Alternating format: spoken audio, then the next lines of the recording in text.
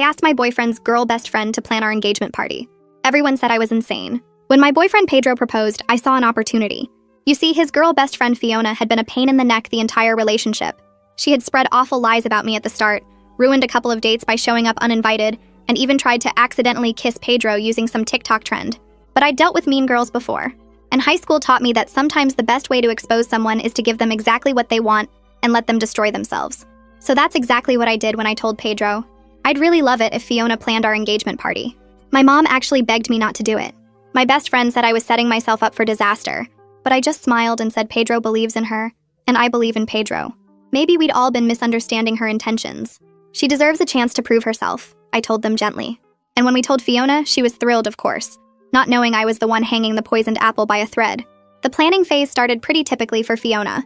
She showed up to our first meeting with invitation samples for the party, but they were drawn with crayon, clearly created to be ugly and unprofessional.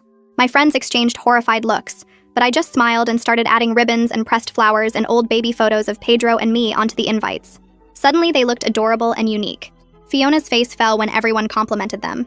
Then came the venue booking. She'd somehow reserved the wrong date and ordered bland decorations, all problems I quickly fixed too. And soon, people were starting to see the pattern. The engagement party itself was where things really escalated. Fiona had been in charge of the seating chart and strategically positioned herself between me and Pedro at the head table. I watched as people whispered and stared at her with confused expressions. Even Pedro's mom mentioned out loud that it was odd. I let the awkward tension stretch until it was absolutely painful. Then I finally spoke up with a bright smile and said, "Fiona, you're so funny. You've switched our seats by accident, right?" Fiona's face paled, suddenly being put on the spot. She quietly agreed and switched spots, but she still hadn't learned her lesson. An hour in, Fiona got up to play the slideshow she had prepared. It was supposed to be about our relationship, but maybe 80% of it was just photos of her and Pedro growing up. I sat there with a pleasant expression the whole time. When it ended, I sat up clapping and said, "Wow, you guys have seriously been friends for a long time." Some people giggled, catching the sarcasm.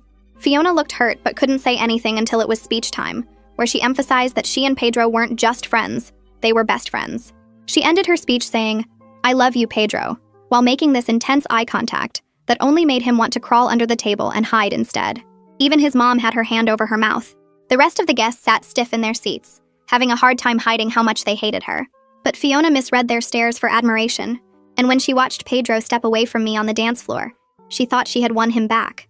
I watched her slip out to the hallway, hand on her phone looking absolutely giddy, clearly bragging to her friend about the successful day. She was far enough away that she probably thought no one could hear her. That's when I sent one of my little nieces to go over there and hand Fiona a microphone. The little girl was so sweet about it. She approached